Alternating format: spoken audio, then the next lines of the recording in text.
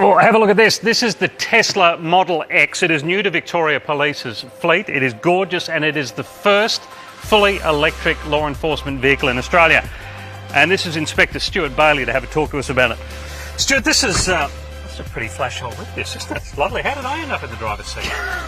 Wonderful. So, what do you make of this? This is a terrific vehicle. Oh, this is the future. There's no doubt about this. This is a fully electric car that's going to change our fleet in Victoria Police. I can see in 10 years' time that every one of our cars will be an electric car. And can you imagine that?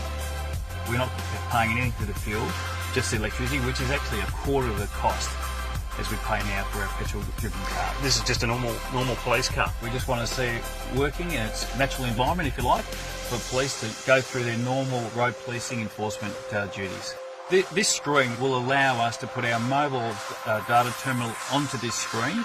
Our body-worn cameras can be played through this screen, our in-car video can be played through this screen, our automatic number plate recognition, all our mobility devices we can mirror onto this as well, so it's a one-stop shop for our members. Okay, this is our variable messaging sign on our light bar on the roof, so we can scroll through there and pick whatever message we want to get to our road users. We've got both the Tesla and Victoria Police engineers that will be coming out and looking at the data coming out of this and speaking to our police members to try and understand what is working and what we need to change. How does it go? It goes very fast. It can get to 100 kilometres an hour in 4.9 seconds. This has been independently tested, and this has been determined as the best car in our fleet. In performance, braking and handling, it is the best car. It is the most stable car we have on our road at the present time. They're going to see it right throughout Victoria, but predominantly our Southeast State Highway Patrol members will be taking this to Bass Coast, they'll be taking it to Latrobe, and they predominantly also work in Casey and Dandenong PSA.